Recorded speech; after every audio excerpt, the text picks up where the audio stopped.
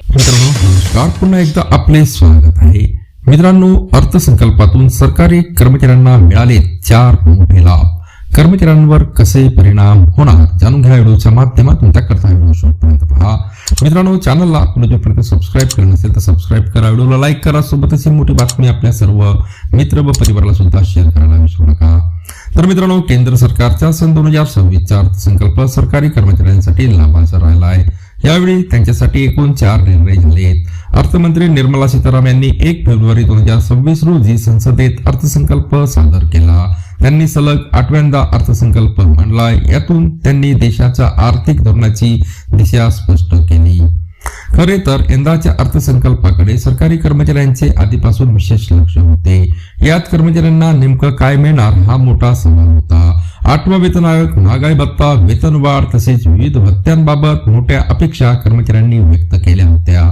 मात्र अर्थसंकल्पात नेमकं काय मिळालं याचा सविस्तर आढावा घेऊया. यंदाच्या अर्थसंकल्पात 8व्या वेतन आयोगाबाबत कोणतीही स्पष्ट घोषणा किंवा स्वतंत्र तरतूद करण्यात आलेली नाही.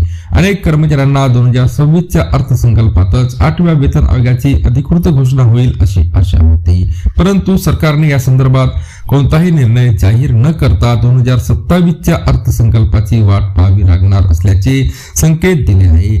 त्यामुळे सध्या तरी नवीन वेतन आयोगाबाबत कर्मचाऱ्यांची प्रतीक्षा कायम आहे. तसेच 7व्या वेतन आयोगाअंतर्गत विविध पदांच्या वेतनात असलेल्या त्रुटी दूर होतील अशी अपेक्षा होती. मात्र या त्रुटीवरही यंदाच्या अर्थसंकल्पात कोणताही ठोस उपाय जाहीर करण्यात आलेला नाही. त्यामुळे अनेक कर्मचाऱ्यांमध्ये नाराजीचे वातावरण आहे. दिलासादायक बाब म्हणजे 8वा वेतन आयोग प्रत्यक्ष लागू होईपर्यंत महागाई भत्ता वाढीबाबत 7व्या वेतन आयोगाच्या नियमानुसारच मान्यता देण्यात येणार आहे.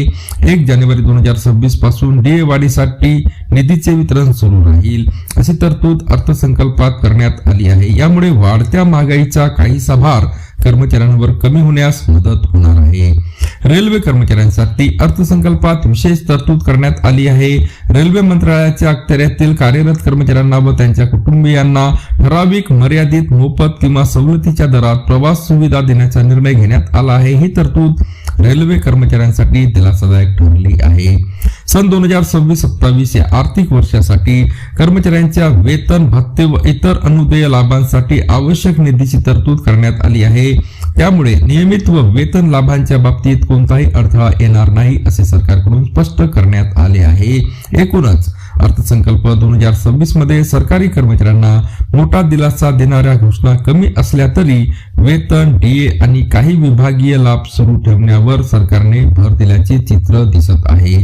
पुन्हा भेटूया नवीन अपडेट्ससह पुढच्या व्हिडिओमध्ये. धन्यवाद.